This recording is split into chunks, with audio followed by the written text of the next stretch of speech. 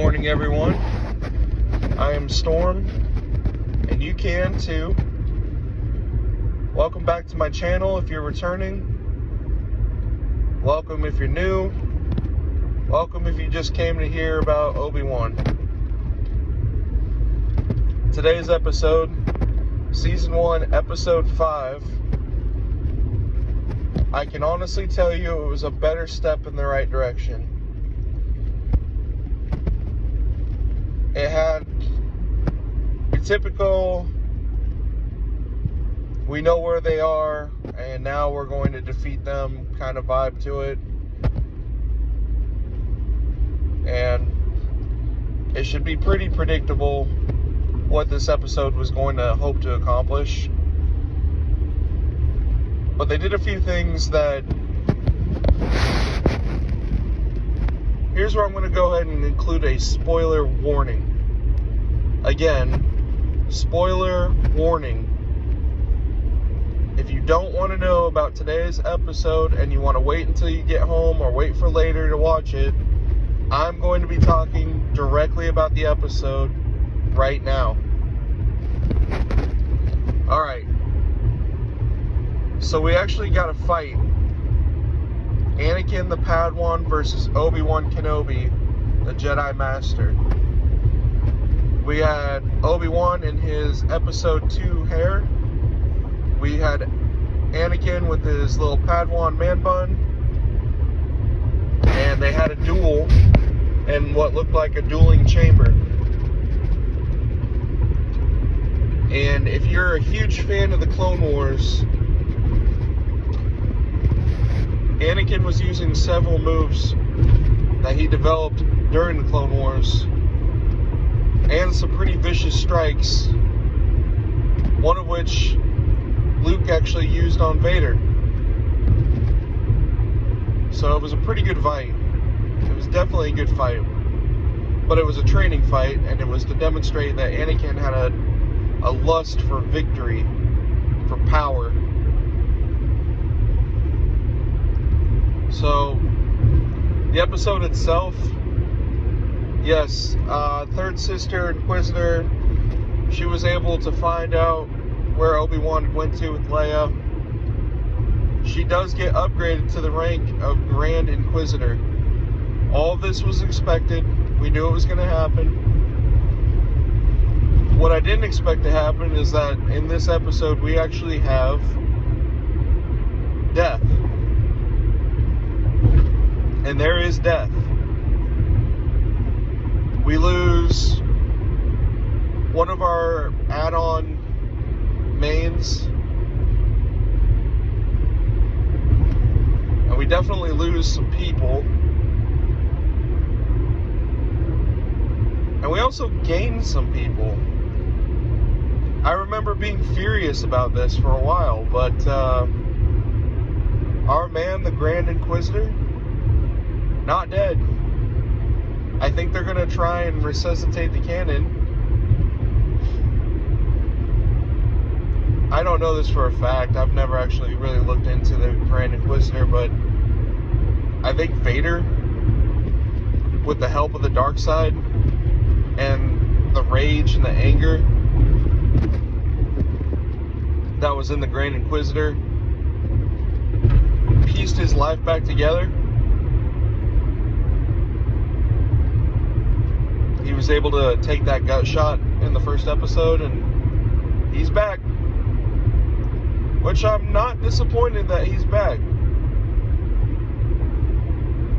We saw some cutbacks to Order 66 and a very, very first-person look at Order 66 as Anakin was cutting down younglings. That was impressive. Though I do feel like a lot of people are going to have an issue, through no fault of the show. They're probably not going to enjoy watching kids get slaughtered. It's just the timing. Wow. Directly following the school shooting. You just can't make that up. My heart goes out to the victims of the school shooting. want to make that clear. But good Lord. Talk about a show that just, it can't get out of its own way. Saw some pretty awesome Vader moment. We get a duel. Can't tell you who. We also get Vader ripping apart a ship just using the Force, demonstrating the raw power that Anakin/Vader still has. He yanks the ship down from trying to go to orbit and literally rips the ship apart, metal for metal.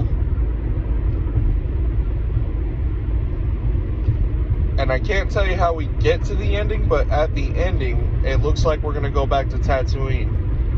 Now, I don't know who's going to actually be there.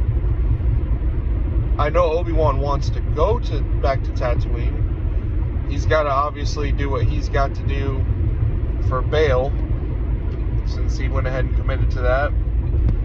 But yeah, the episode lended itself a major favor by showing a face that we haven't seen since episode 1, and would end up being the most powerful face in the galaxy a few times over.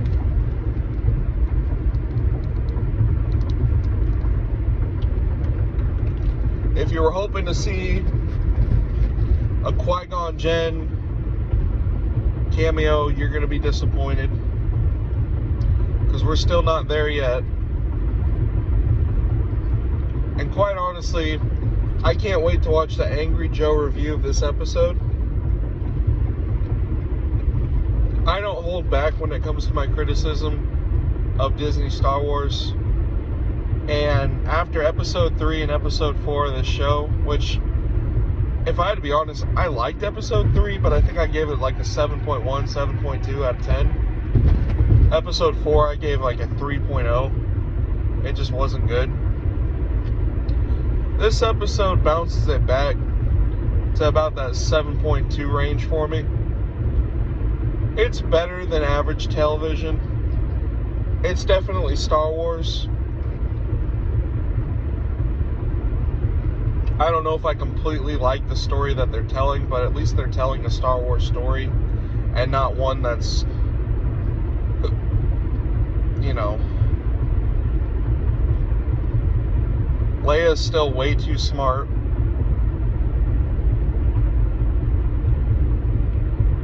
But if there was anyone that was going to figure out what went wrong with Lola, you knew it was going to be Leia. If there's anyone that can figure out what went wrong with the doors, you know it was going to be Leia. If there's anyone that has a plan in this show, it better be Leia.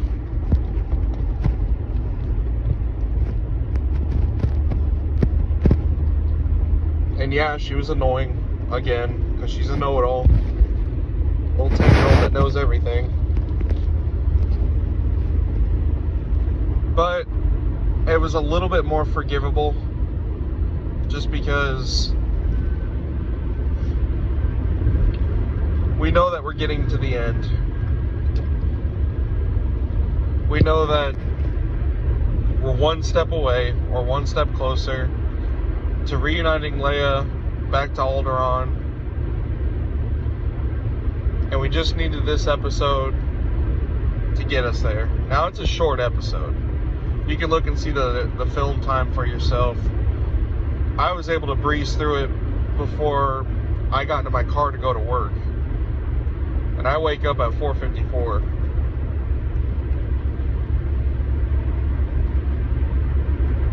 So yeah, it's not bad. It's not great, like the show had every reason to be. Watching Obi Wan and Anakin duel, I like that. Watching Order 66 through the eyes of a youngling, personally, I like that.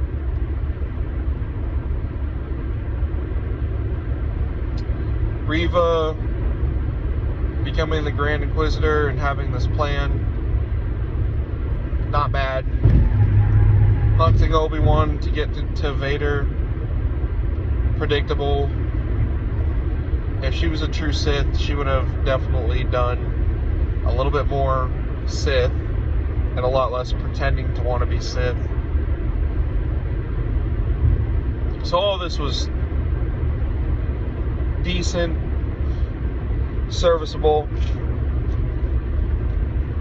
and with one episode left, I kind of get the vibe that this is going to be a pretty big wrap-up.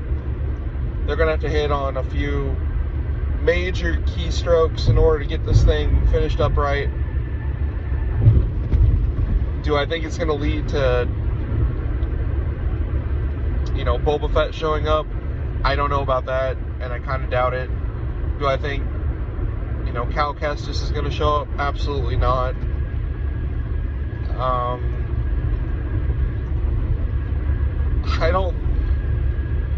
It sure would be stupid to bring along any of the crowd-pleasing favorites for this last episode, but after it all ends and everything goes back to quote-unquote normal, which it's gonna have to, we gotta get to episode 4 somehow. A New Hope, sorry. But yeah, if you were worried or if you were disappointed by episode 4 of the Obi Wan series, if you just want to know that things are heading in a better direction, I can tell you it's not great, but they took a better step forward this time than hiding Leia under a trench coat or doing a cut and paste over Fallen Order.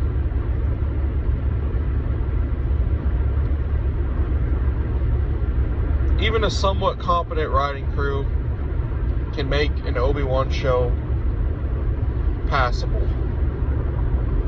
And this is a passable episode. Final grade 7.1.7 or 7.17. Needs work, but it was good. I'm Storm. You can too.